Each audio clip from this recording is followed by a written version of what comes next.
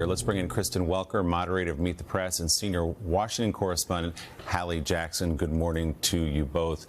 Kristen, I'll start with you. What are you hearing from Washington, the reaction to this tragedy that we witnessed last night?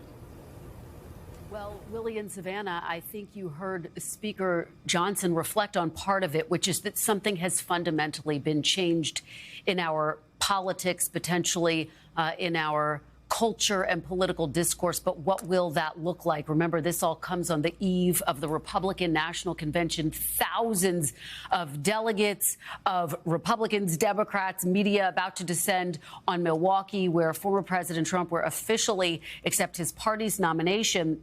What will it mean for this week ahead alone? What will the tone be at the convention? Look, those who are familiar with the planning of the convention acknowledge, yes, something has fundamentally changed. What will that look like in terms of the speeches that are delivered? We'll have to wait and see. One thing is certain, as you just heard Speaker Johnson say, not only are they going to look at the security detail at that event last night, undoubtedly they will be looking closely at the security detail for the convention in this coming week.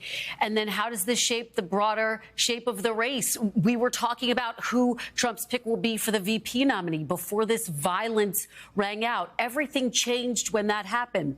We were talking about whether President Biden would consider dropping out of the race in the wake of that tough first debate performance that he had. That debate has been brought to a standstill, at least for now. So, again, I just go back to this idea that something has been fundamentally changed. People are desperate for answers to figure out how this could have happened, how to prevent it from happening again, and where the country, quite frankly, goes from here. Obviously, this country is no stranger to having a history of political violence, but to see it happen now and here and at that event last night, that rally where so many people were energized there to support the former president, just a tragedy for so many people across the political spectrum. Of course, let me bring Hallie into this conversation, because Hallie, was interesting to hear the House Speaker certainly say that he thought the rhetoric that the Democrats and President Biden himself had used against Donald Trump was incendiary. Of course, it goes without saying, our politics are very fiery right now, and there is language that is laced with violence. And yes, it is on both sides. Do you think that this will have an impact on that? I mean, on the one hand, you're already seeing tweets, and as Peter said, in the dark corners of the internet, it's actually increasing, not decreasing with this. And I think that is the concern that I've heard from people that I've talked to over the course of the last 12, 13 hours now, is what happens next from here? Where does this country go? In fact, that was the first sentiment that I heard when I spoke with a Republican member of Congress who was at that rally in the hours after this happened. And in the first moments of our conversation, Congressman Mike Kelly said to me, we should be alarmed at where this country's headed and at what is happening right now at this moment. So you are hearing these calls for people to basically tone it down, to bring down the political temperature. And at the same time, you are seeing some of that finger pointing. So, for example, there's a bill introduced by Democrats in Congress, by Benny Thompson, this was introduced months ago, that would have pulled Secret Service protection, would consider that for anybody who is a convicted felon who's been sentenced to prison, because presumably, obviously, the protection would happen in prison. You are seeing that be brought up by Republicans now as an example of some of the ways that they believe the Democrats have tried to manipulate the political situation, if you will. I think there is a big question mark tonally as to what we hear next from former President Trump, and especially next week in Milwaukee. It's going to give us, or this week, I should say, Savannah and Willie, it's going to give us the best indication yet of where the former president's head is at, how he may address the American public at a somber moment like this, at a difficult moment for the country. Savannah and Willie. Well, Kristen, we are hearing from the former president just in the last couple of minutes since we've been speaking here. What's he saying? Willie, you're right. He's been posting on his Truth Social account. Here's his latest post. It came in just moments ago. Thank you to everyone for your thoughts and prayers yesterday. It was God alone, he said, who prevented the unthinkable from happening.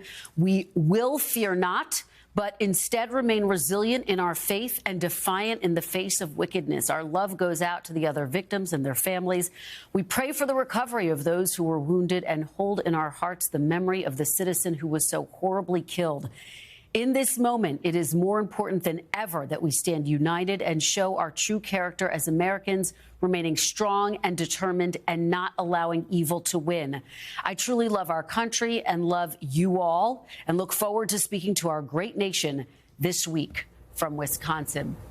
a little bit of the preview of the tone that we might hear from former President Trump. Hallie was just talking about that. What, in fact, will we hear from him this week in Wisconsin? That, to some extent, sets the tone, I think, Willie and Savannah, clearly a tone of defiance. Also, though, calling on everyone to stay united, to show our true character as Americans. Again, the former president continuing to keep the public posted on his Truth Social account as the world continues to react and try to get answers to exactly what happened and how to prevent it from ever happening again. And his defiance was immediate when he stood up from behind that podium and put his fist in the air with his face covered in blood. Kristen, Hallie, thank you very much. We, of course, will look for much more this morning on Meet the Press when Kristen is joined by Vermont's Independent Senator Bernie Sanders, Republican Senator Lindsey Graham of South Carolina, Democratic Senator Chris Coons of Delaware, and Republican Congressman Dan Muser of Pennsylvania.